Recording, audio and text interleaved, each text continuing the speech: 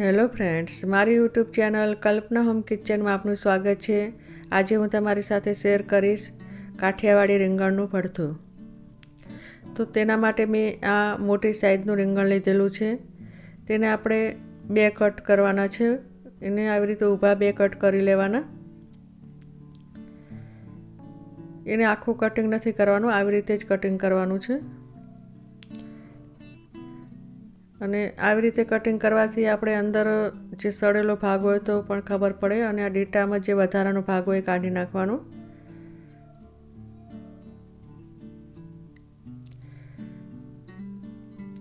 હવે આપણે આને તેલ બધી જ સાઈડમાં તેલ લગાવી લેવાનું છે।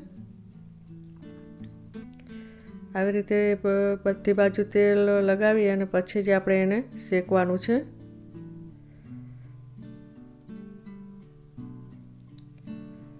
આવું જો મોટું રીંગણ હોય તો તેનું જે ભરથું સારું થાય છે। અને આવી રીતે જોઈ લેવાનું કે અંદર સડેલું ના હોય। હવે આપણે ગેસમાં એને શેકી લેવાનું છે। એનો ગેસ આપણે સ્લો રાખવાનો છે, બહુ ફૂલ નહીં રાખવાનો। હવે આવી રીતે એને બધી બાજુ એને શેકી લેવાનું છે। બધી સાઈડ બરાબર શેકાઈ જાય ત્યાં સુધી એને આવી રીતે ફેરવતા રહેવાનું।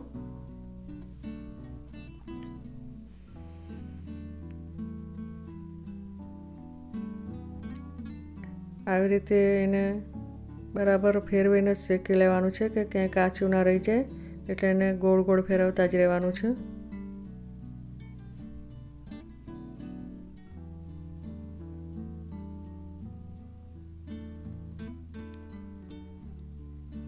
આ રીંગણને શેકતા 5-6 મિનિટનો ટાઈમ લાગે છે અને આવી રીતે શેકાઈ જાય છે। હવે એને થોડું ઠંડુ થાય એટલે આપણે એની છાલ કાઢી લેવાની। આવી રીતે એની બધી છાલ કાઢી લેવાની। આને પાણીમાં નહીં નાખવાનું, આવી રીતે જેવું શેકાઈ જાય એવી તરત છાલ કાઢી લેવાની।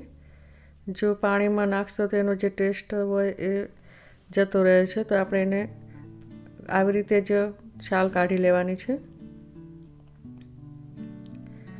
હવે આપણે આને ચપ્પાથી કટિંગ કરી લેવાનું। આવી રીતે કટિંગ કરી અને એનો જે ડીટાનો ભાગ છે એ પણ કાઢી લેવાનું છે આપણે।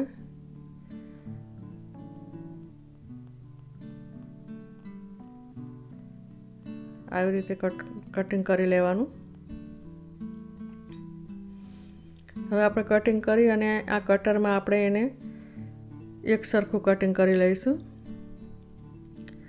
આવી રીતે કટિંગ કરવાથી જેને ના ભાવતું હોય તેને પણ આ ભરથું ભાવે છે, કારણ કે એનું જે કટિંગ છે એ સારું થાય છે। એમાં આપણે પંજાબી સબ્જી ખાતા હોય એવું લાગે છે અને એના જે રેસા હોય છે એ પણ રહેતા નથી, એટલે આવી રીતે કટિંગ કરશો તો આ જે ભરથું છે એ સારું બને છે। તો આવી રીતે કટરમાં જ કટિંગ કરી લેવાનું। આવી રીતે એકદમ એક સરખું તૈયાર થાય છે। હવે આપણે એક કડાઈમાં તેલ ઉમેરીશું। આ તેલ 150 ગ્રામ તેલ છે। એમાં આપણે 1 ચમચી જીરું ઉમેરવાનું છે। જીરું બરાબર શેકાય અને બ્રાઉન કલરનું થાય એટલે આપણે એમાં હિંગ ઉમેરવાની છે, અડધી ચમચી।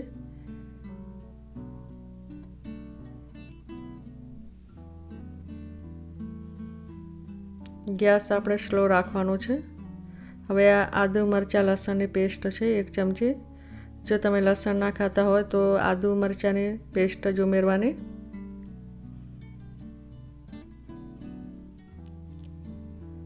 આ પેસ્ટ બરાબર સતળાઈ જાય એટલે આપણે આ ડુંગળી છે 100 ગ્રામ, એ પણ મેં કટરમાં જ કટિંગ કરેલી છે, એને ઉમેરવાની અને આવી રીતે બરાબર એને પણ બ્રાઉન કલર કરી લેવાનું।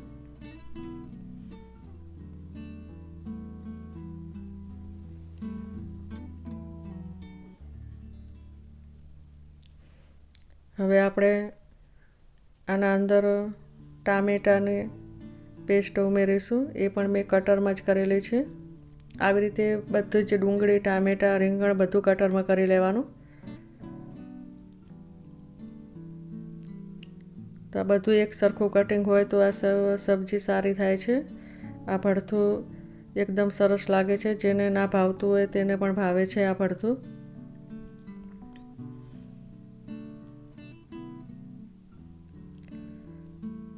આવી રીતે બરાબર મિક્સ કરી લેવાનું.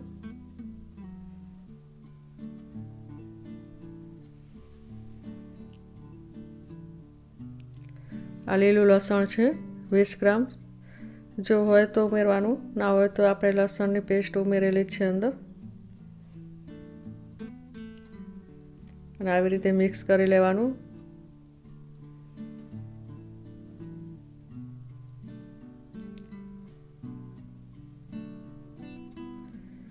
આ મરચું પાવડર છે 1 ચમચી, ધાણા જીરું પાવડર 1 ચમચી, હળદર પાવડર 1 ચમચી,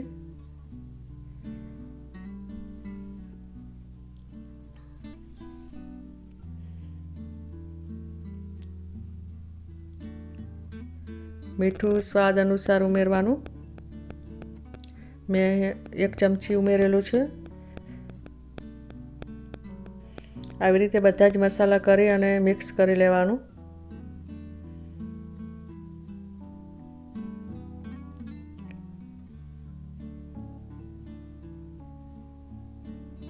આવી રીતે બરાબર આ ગ્રેવી ચડી જાય પછી આપણે એના અંદર જે રીંગણની પેસ્ટ બનાવી છે આપણે ઉમેરીશું. હવે આપણે આ જે રીંગણની પેસ્ટ બનાવી હતી આપણે ઉમેરીશું. આ પેસ્ટ 300 ગ્રામ છે.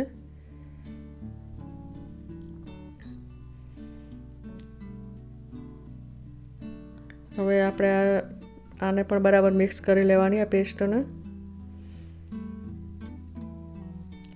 આ રીંગણનું ભરથું શિયાળામાં ખાવાની બહુ મજા આવે છે અને એકદમ ટેસ્ટી બને છે. આ રીંગણને આપણે બરાબર શેકી લેવાનું કે કાચું ના રહે. જો બરાબર શેકાશે તો આ બહુ ટેસ્ટી બને છે આ શાક. હવે આપણા જે લીલા ધાણા છે 20 ગ્રામ એ ઉમેરવાના. લીલા ધાણા ઉમેરીને મિક્સ કરી લેવાનું.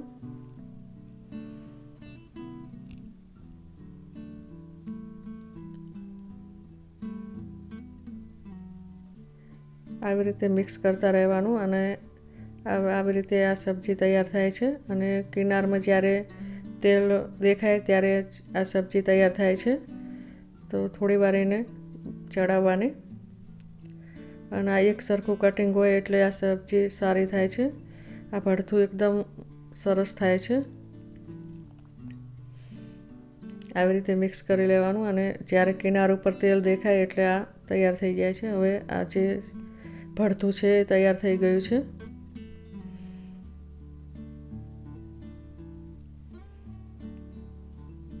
આવી રીતે આ કાઠિયાવાડી ભરથું તૈયાર થઈ જાય છે.